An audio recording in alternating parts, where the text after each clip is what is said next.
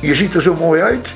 Zo treed je altijd op. Leg eens uit wat je allemaal aan hebt. Ja, zo treed ik altijd op. Ja. Dat is Zeeuwse klederdracht. Het is wel van Zuid-Beverland. Maar ja, het is hier allemaal provincie Zeeland. En ja, dat doet er toch een beetje bij zo'n orgeltje. Je bent ook zo mooi aangekleed. In Hulst hebben wij ook mensen die een draaiorgel bespelen.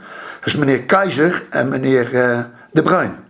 En daar heb ik dit kostuum van mogen lenen. Hoe ben je zo aan die passie gekomen als draaiorgelman? Vertel. Dat is al vanaf kinds af aan. Ik denk dat ik maar 9 of 10 jaar was.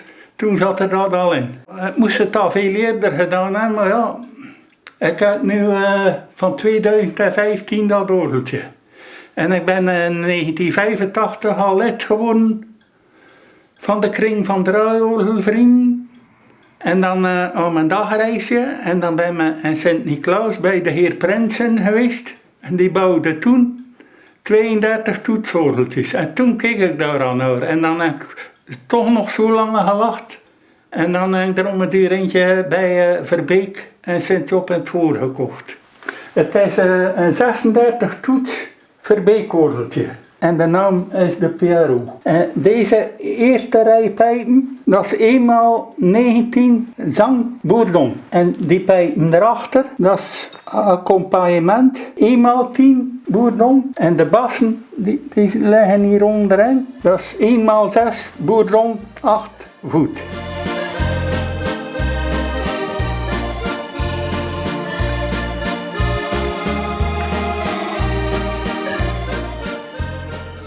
Raoul, je had het net over toetsen. Kun je een technische uitleg geven over jouw orgel? Het is een 36 toets Verbeekorgeltje. En de toetsjes die kan je hier zo zien. En dan komt zo de boek daarover. En dan de juiste haakjes. En dan zo heeft dat door via luchtslangen is naar de pijpen. Hoe heb jij tijdens je leven zo dat draaiorgel gebeuren beleefd? Er stonden hier veel in de cafés in West-Zeeuws-Vlaanderen. Daar ging me dan naartoe. He. Van overal en qua LP's nog. Die kan ik zo laten zien. Kijk, dat is hier een draaibrug. Café Tramzicht. Dat is ongeveer in 1972 zo begonnen. Een beetje tot de jaren 80. In Breskens, bij Moyer. Dat was echt een heel mooi mortierorgel. Dat stond aan het Spuiplein. En dat is in 1980 weggegaan, het ponypark in Slagharen. En in 1981 door brand verwoest. Zo, dat is er niet meer. En deze hier, dat was vroeger in Nieuwvliet. Café Parkzicht. Op het hoekje, op het dorp. Bij Jacques van Namelen en Helena. Ik heb er hier nog een.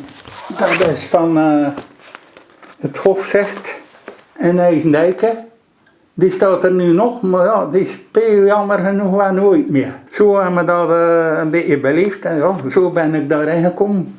Mooi. Geweldig. Kun je nog wat vertellen over je optredens? Ja, 2016. Toen heb ik meegedaan in het Belgisch kampioenschap orgeldraaien in Maldegem. Van Mega Musica houden ze om de 2 jaar die wedstrijd. Maar ja, als Nederlander mocht ik daar niet aan meedoen. Maar van het bestuur ben ze hier geweest en ik mocht er wel naartoe, ik mocht spelen. Maar het telde niet voor de beker, het was alleen maar België. Raoul, hoeveel van die boekjes heb je wel niet? Ik heb er op het ogenblik ongeveer 45.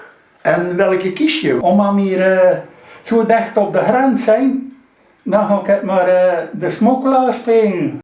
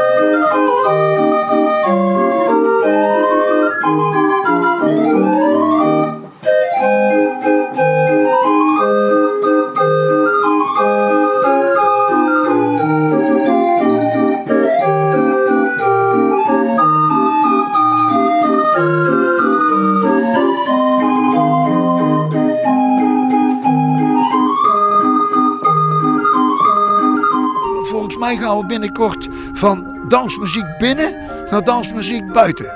Wat is daarop jouw antwoord? Ah ja, dat gaan we ook nog een keer doen. Hè. Ja, buiten, dat moet ook nog een keer kunnen. Hè. Hier aan de grenspalen, of die. En aan wie moet ik de groeten doen? Aan Etienne de Bruin. Ga ik doen. Oké, doei.